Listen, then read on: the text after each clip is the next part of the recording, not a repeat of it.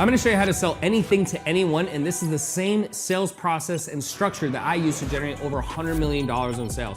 Now, before we get into the structure, a few things to keep in mind. Your mindset is super important. When you go into sales, the best way to sell is to not care.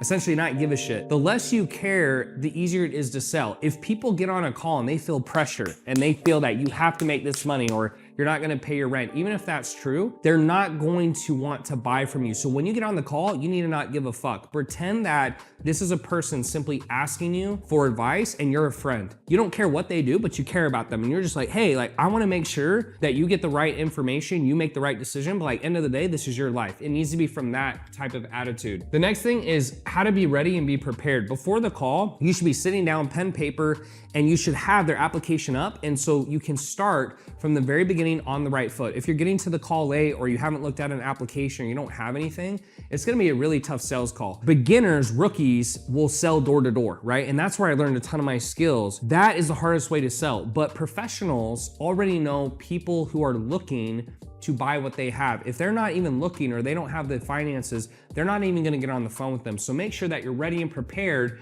and that individual is ready to buy. Next thing is then make sure that you're ready for rejection.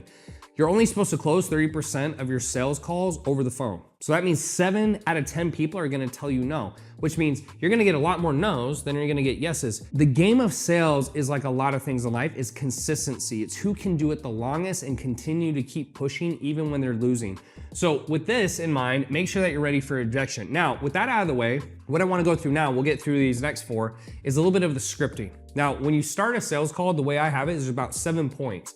You wanna start with what we call the intro and the pre-frame. All that's gonna sound like is, hey, Tanner Chittister, super excited you're on the call today. What I wanna do through this call is figure out what your goals are, what you're struggling with, what you may have tried, and at the end, if what we can do is a fit for you, great, we'll move forward. If it's not a fit for you, I'll send you off on your way and I'll try to refer you to wherever you need to go. Does that all work?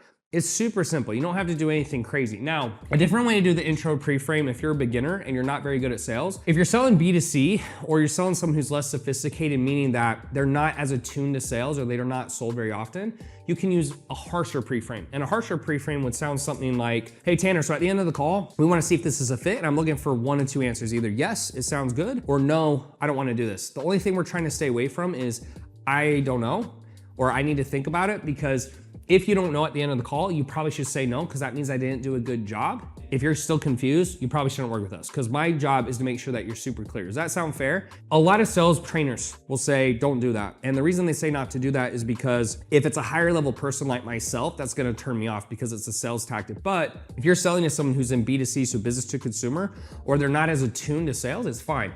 The higher level the salesperson is, the less sales tactics I would use, because they know what you're doing, right? And that breaks trust and loses rapport because they know it's like, this isn't really genuine, it's a sales tactic.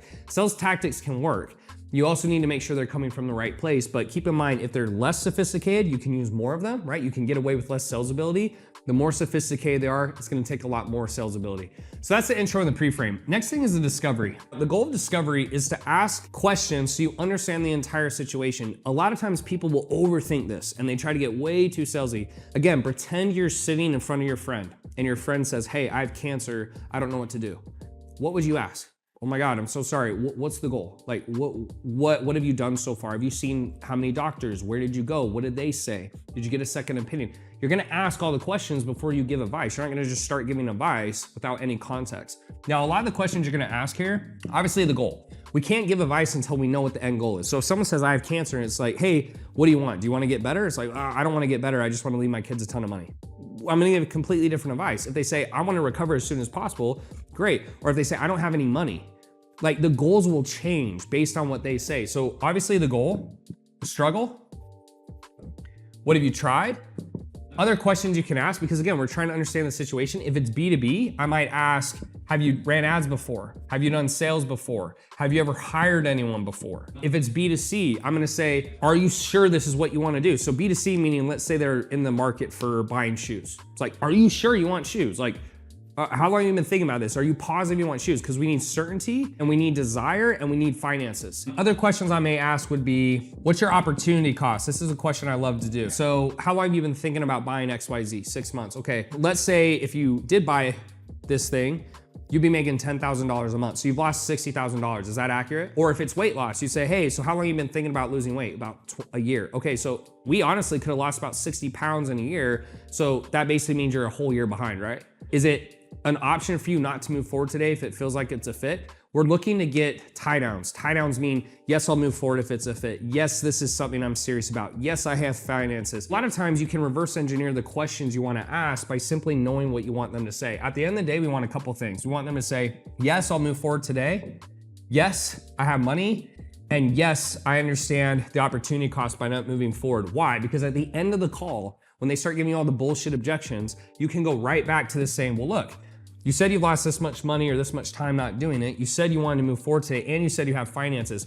The goal is not to get to the end of the call to beat objections. The goal is to beat the objections in the beginning of the sales call. The objections you get at the end, you just move to the front in discovery by asking better questions. This is the most important part of the call. The intro and pre-frame should take about 5 minutes. This right here is 15 to 20, give or take. So you're about 25 minutes in.